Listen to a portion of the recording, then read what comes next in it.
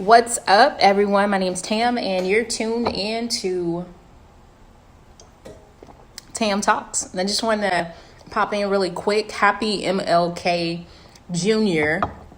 Day. A lot of people think today is his birthday, but his birthday was on the 15th of January. But today we are just remembering all Dr. Martin Luther King has done, not just within the Black community, but for the community, the United States, as it relates to civil rights. So I just want to do a quick shout out to encourage people that are constantly and have committed to supporting their community.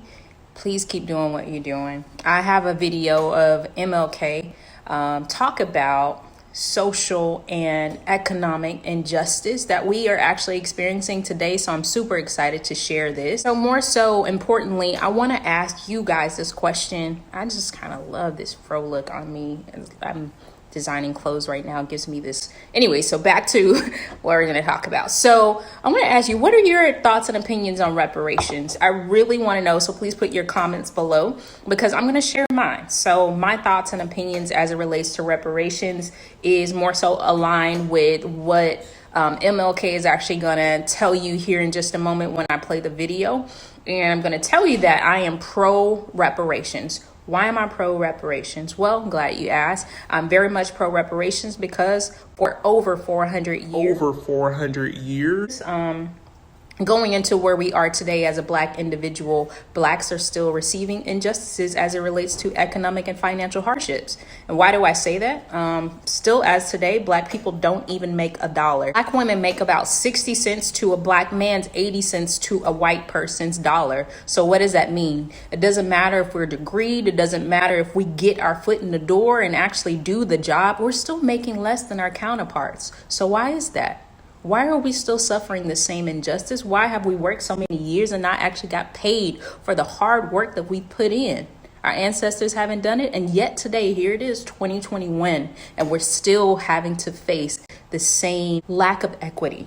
So reparations actually provides equity. And I can honestly say that we can't have equality without equity.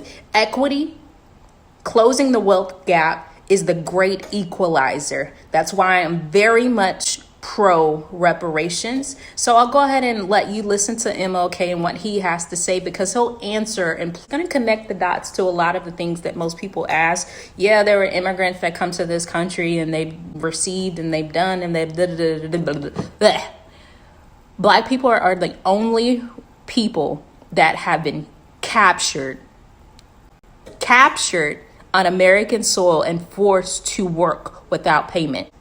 Reparations, the term itself means repair. That means acknowledge your sin and repair the damage. All right, let's get into it because I could talk about this all day. But let's hear what MLK Jr. had to say about this. I want to thank you guys so much for watching. I'm Tam, and this is Tam Talks. Bye, but check out the video. Oh, if you're new here, subscribe. Let's go.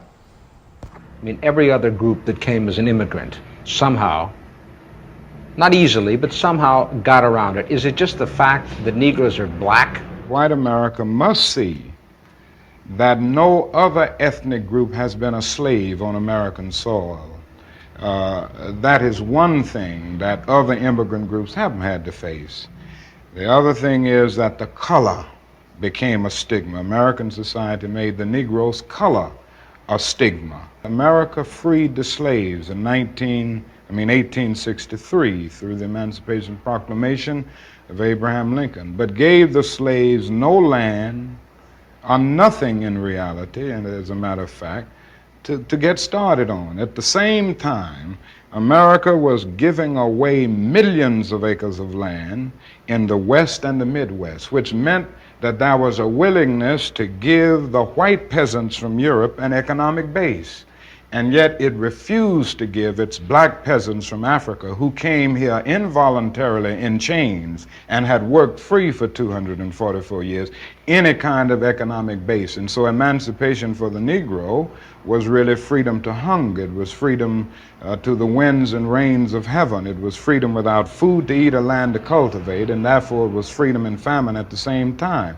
And when white Americans tell the Negro to lift himself by his own bootstraps, They don't look over the legacy of slavery and segregation. I believe we ought to do all we can and seek to lift ourselves by our own bootstraps, but it's a cruel jest to say to a bootless man that he ought to lift himself by his own bootstraps. And many Negroes, by the thousands and millions, have been left bootless as a result of all of these years of oppression and as a result of a society that deliberately made his color a stigma and something worthless and degrading.